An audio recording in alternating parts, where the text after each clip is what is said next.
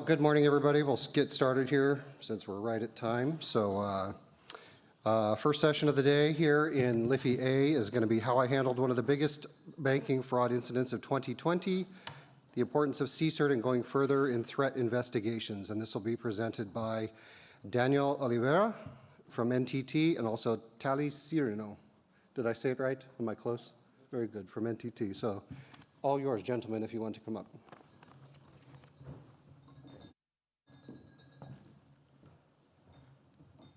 Good morning, everybody.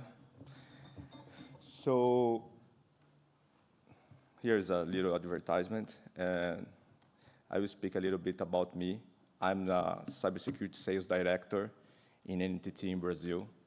So I will talk a little bit about the scenario and the challenge that we are facing off in our local market, and Daniel will speak about this incident and how he and his team handled this incident.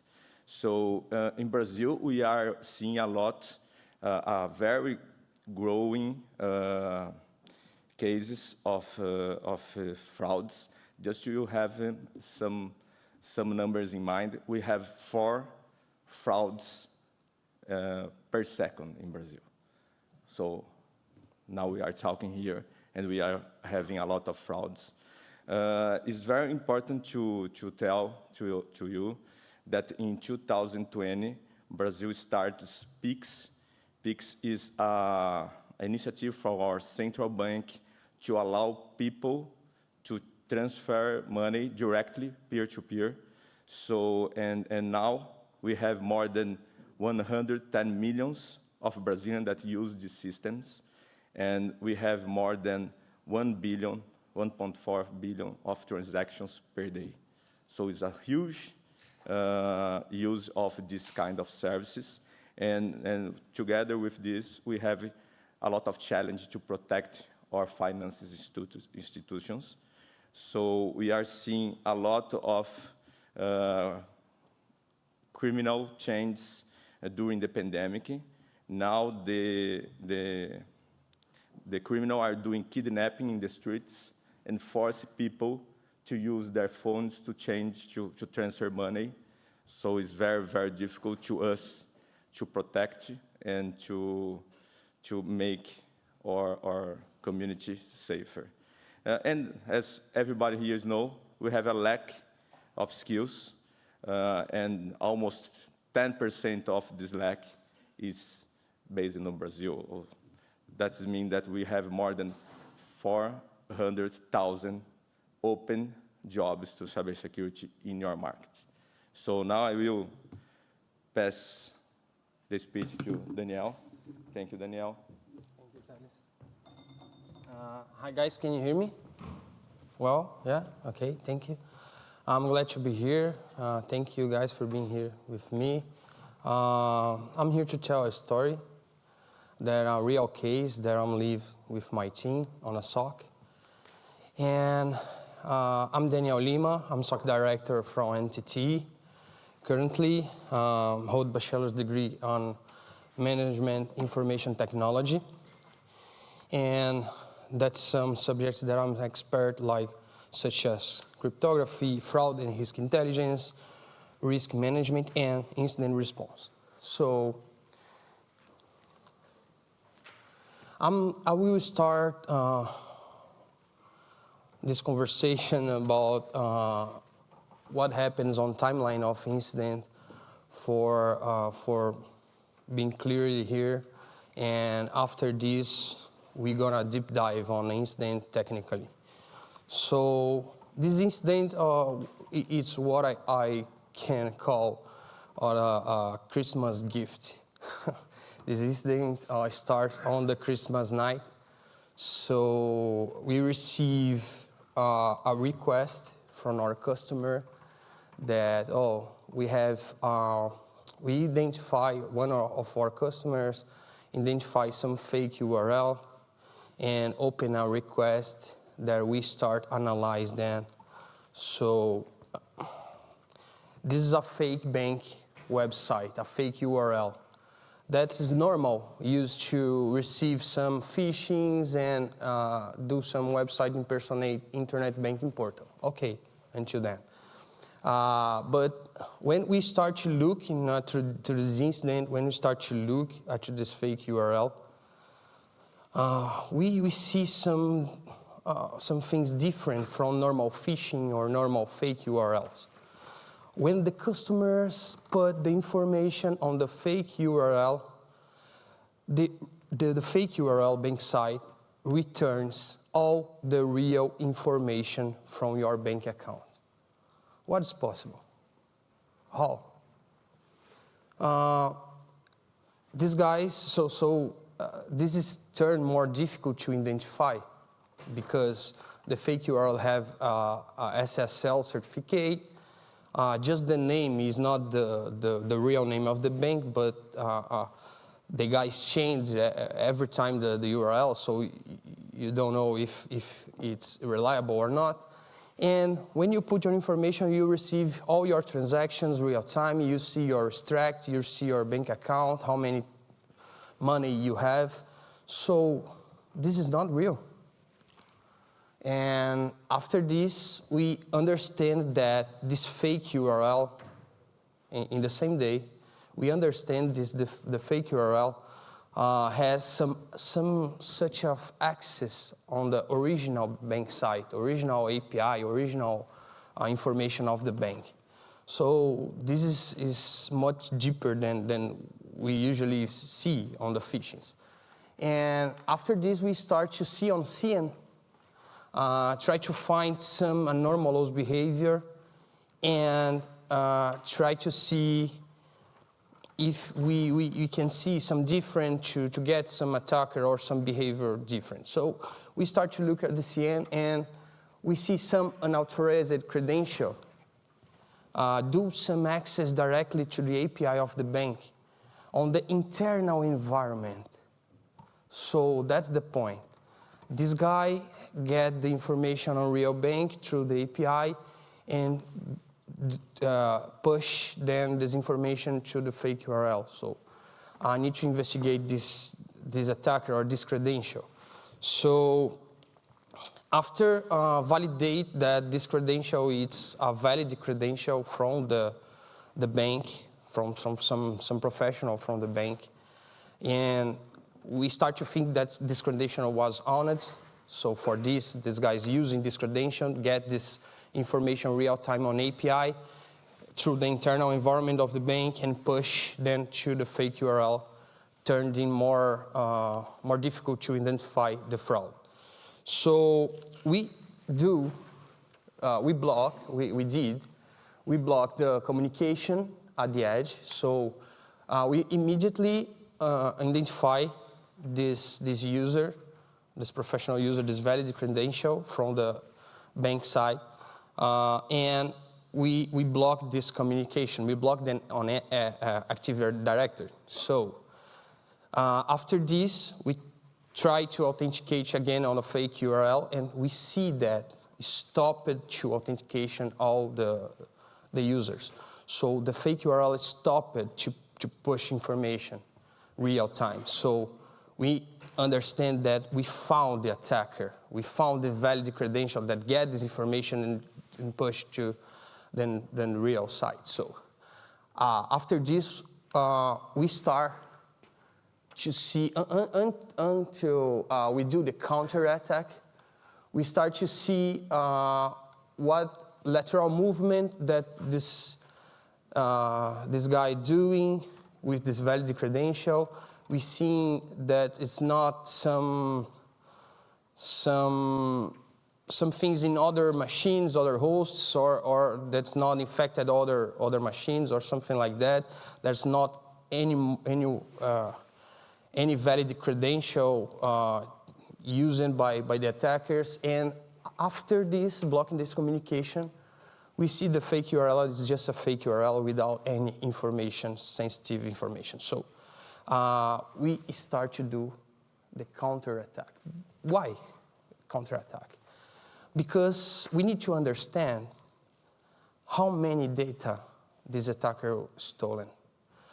how many data these attackers, how many customers from the bank these attackers get this information for doing the incident response and not just block the Active Directory user who was infected or owned, but to change the password and block accounts of all these customers had been stolen by this fraud.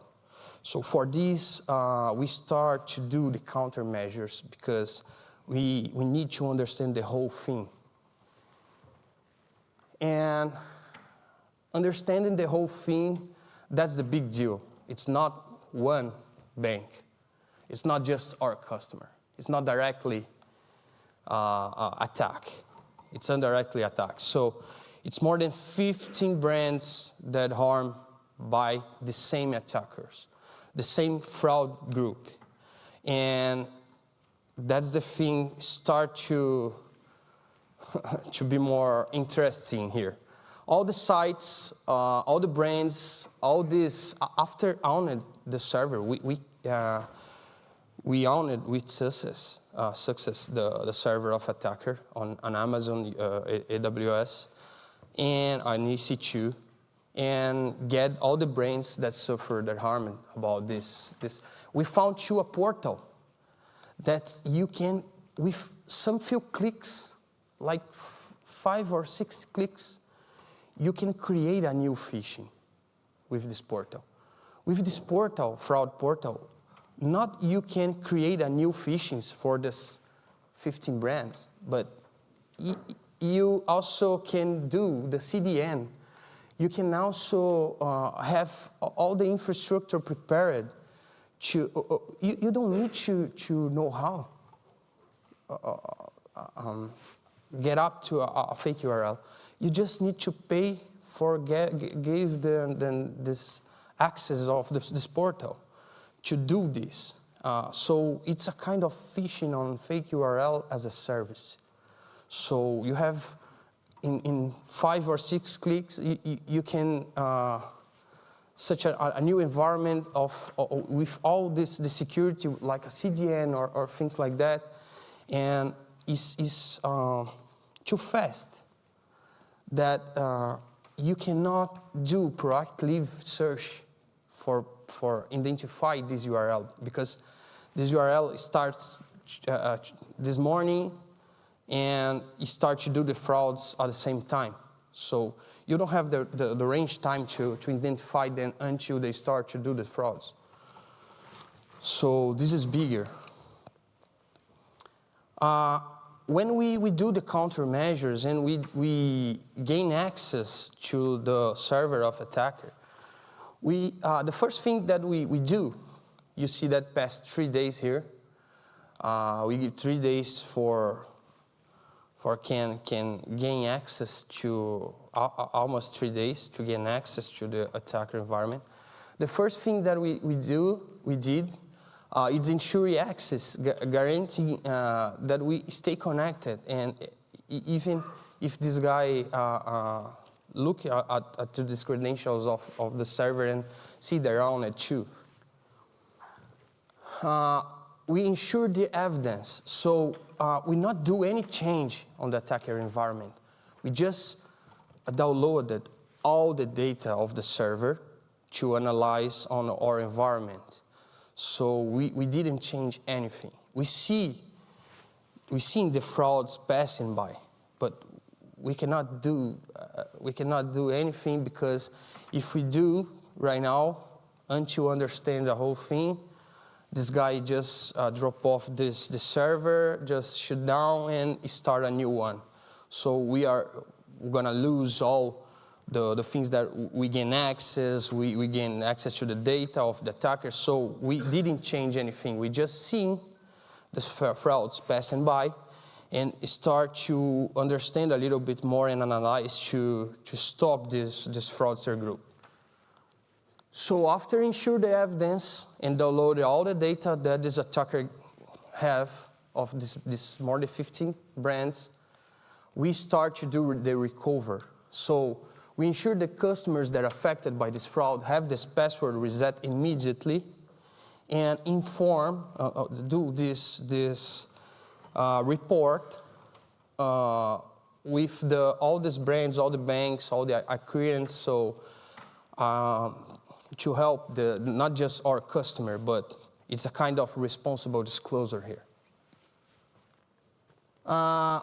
We start to see about lessons learned, and we create some ways to identify more quickly and faster this kind of behavior that is not usually a normal phishing, but it's a combined attack. So we create some rules on scene to trying to trigger that, this alert in real time, so we get more easily. And we did responsible disclosure that ensure that all the companies involved and authorities, like the police department, has notified about this case. So I tell you the timeline to much easier understand the attack here. This attack, it's such a different attack. It's a combined attack. So we start with the fake URL. There's a fake bank sites. The customer that get it through phishing, go through internet, authenticate on the fake bank site. The fake bank site return the actual account information of the user, account balance, transactions, that make difficult to identify. Here, they stolen identity, accounts, password, credit cards, security key cards, pictures of this guy with these IDs to do these frauds, and almost 10,000 customers has been harmed about this fraud. So this attacker was gained the access to the internal environment of the bank and get this information real time through the API automated. It's like a sewer for attackers. And they get the database, they get this fraud dashboard. This guy is called Anubis, there's an Egyptian god. Yeah. These guys are known in Brazil and LATAM, not just in Brazil, but Portugal and Spain too. And through the valid credential, the access to the real environment, they push that real information through the fake bank sites. But when we start to identify the other brands and other attacks, we also identify a malware hat, a malware executable.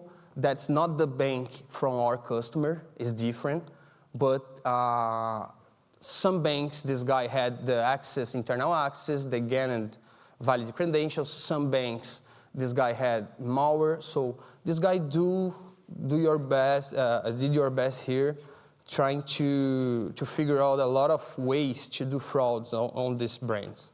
So this is a financial group fraud, a big one. So this is attacker user panel, real-time fraud panel, add new domains, deploy CDN with few clicks, like I said to you.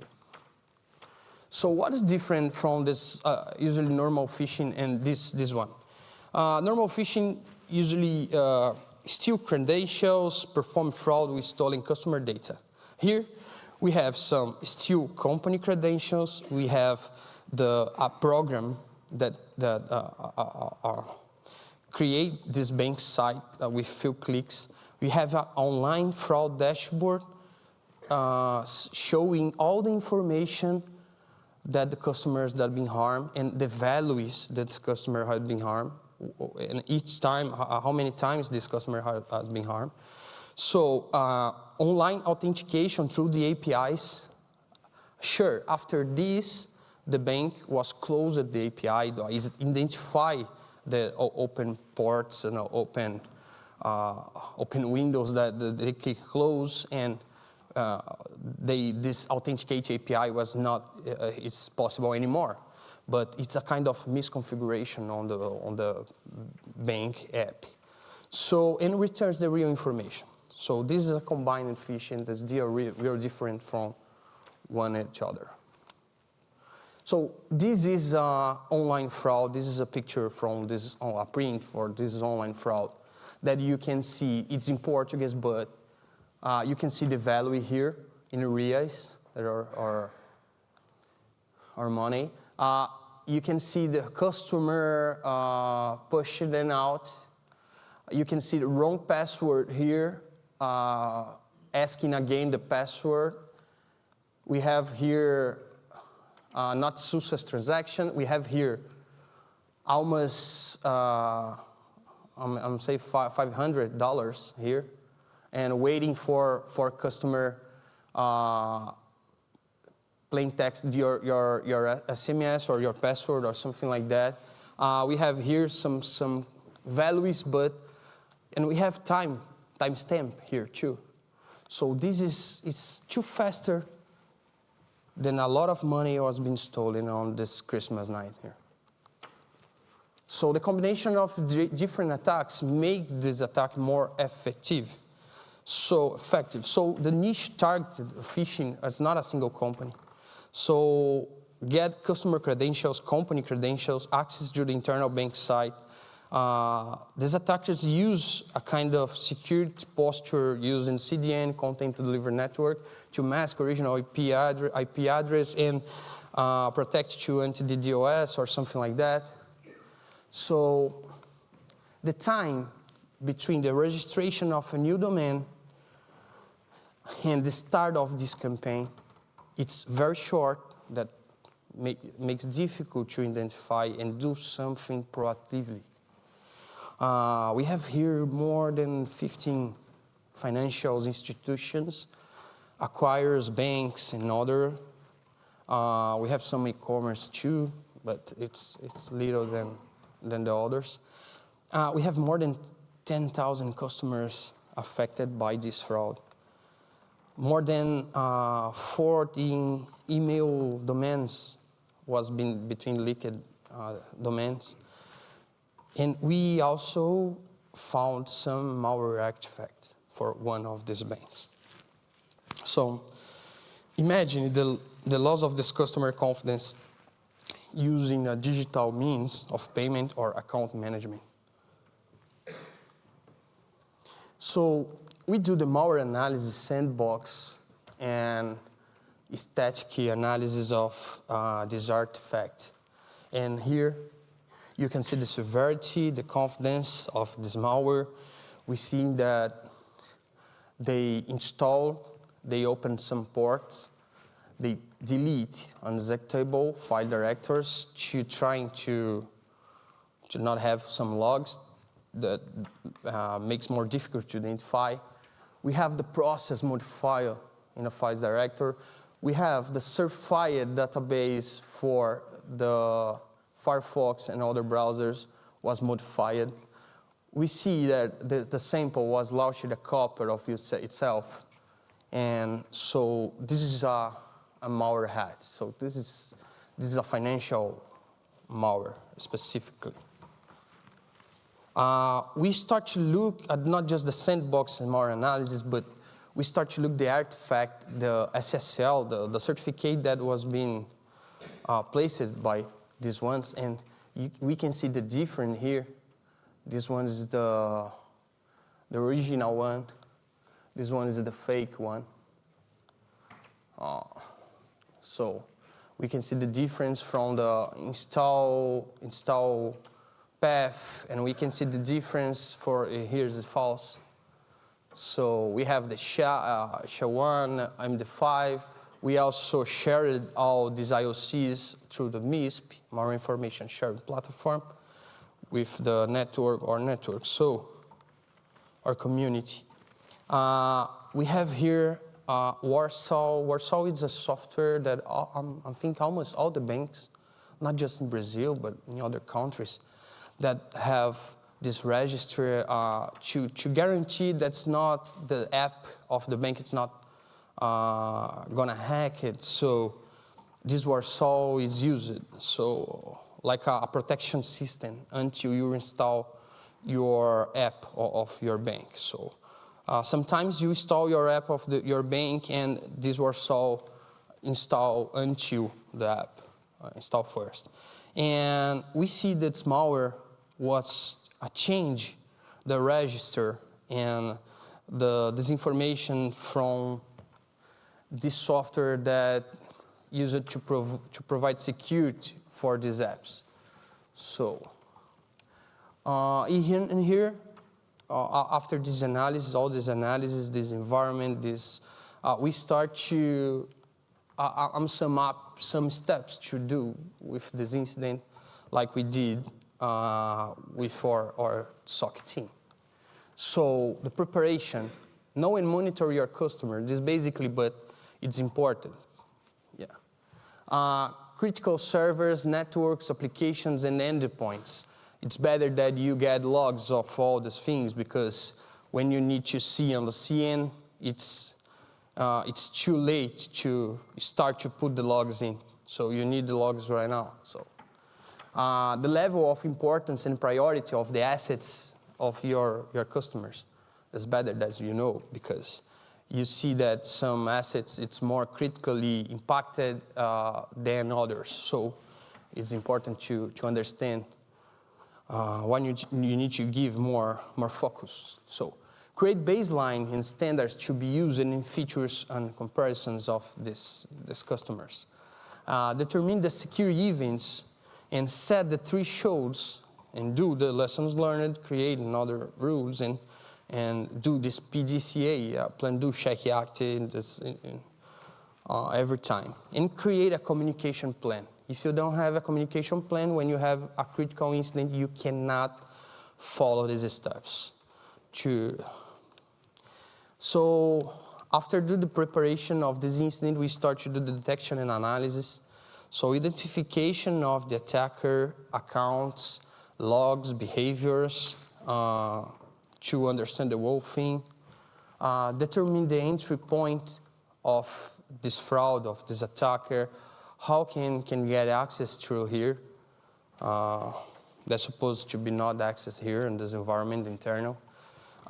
Determine the extent of the breach and understand the whole thing.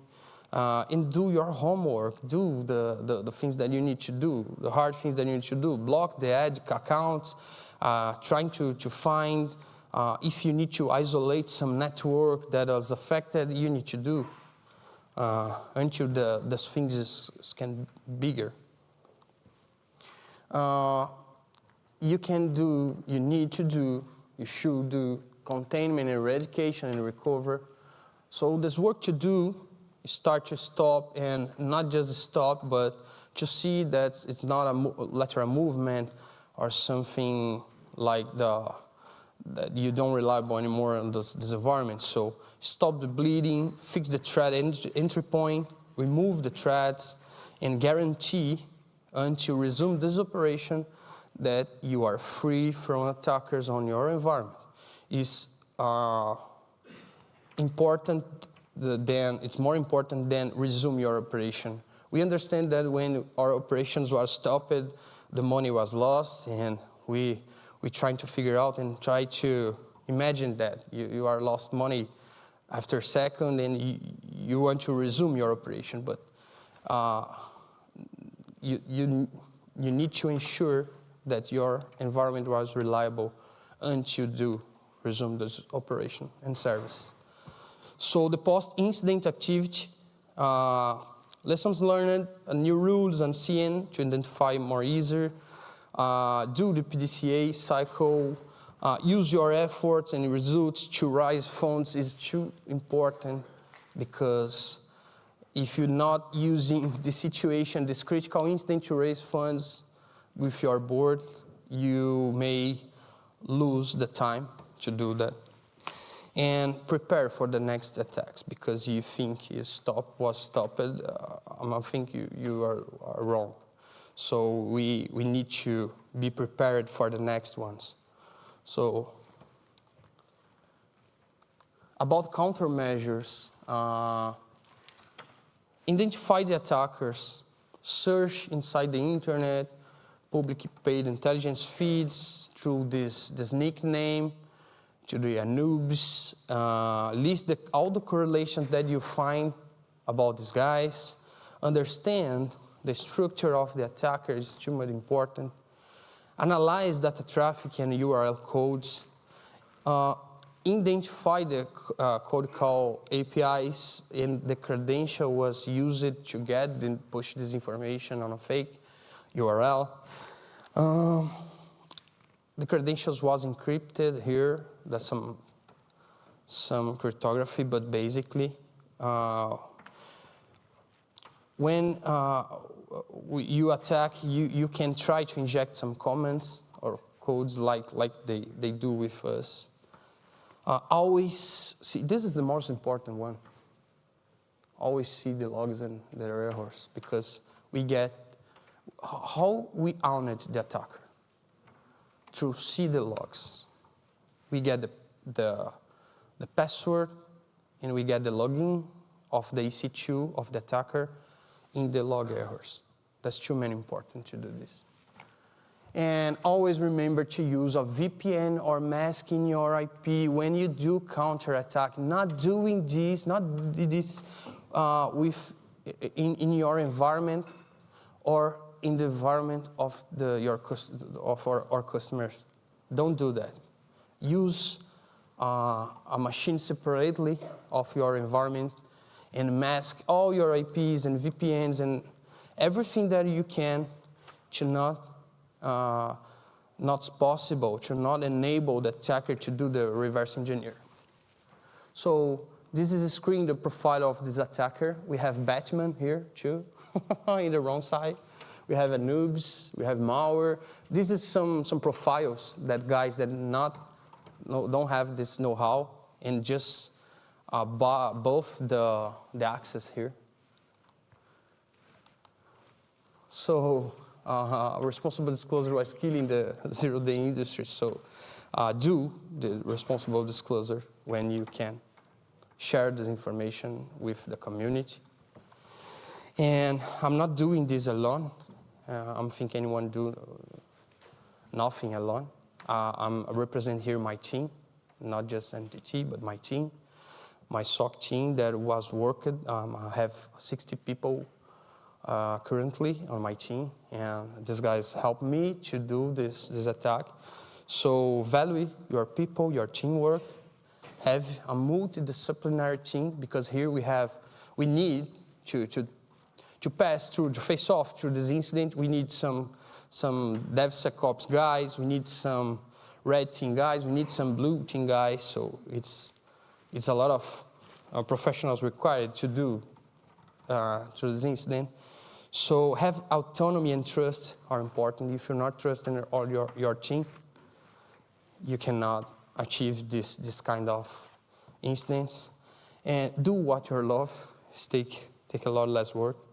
And always share your knowledge with your community. And thank you for attention. If you can add me on LinkedIn, just scan here. You are seeing me on LinkedIn.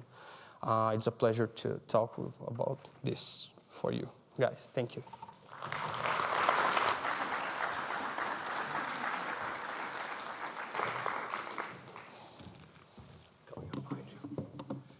Well, thank you, Daniel, and here at Thales both for sharing this, and especially with your transparency of this incident that you guys worked on. So I think we have time for maybe one question, if there's a microphone at each end. First customer right here. All right. Hey, thanks. It's always good hearing war stories. So I'm Eric Julian from Okta. Real quick, just so what protections were put into place after to, I guess, help to keep this from happening again?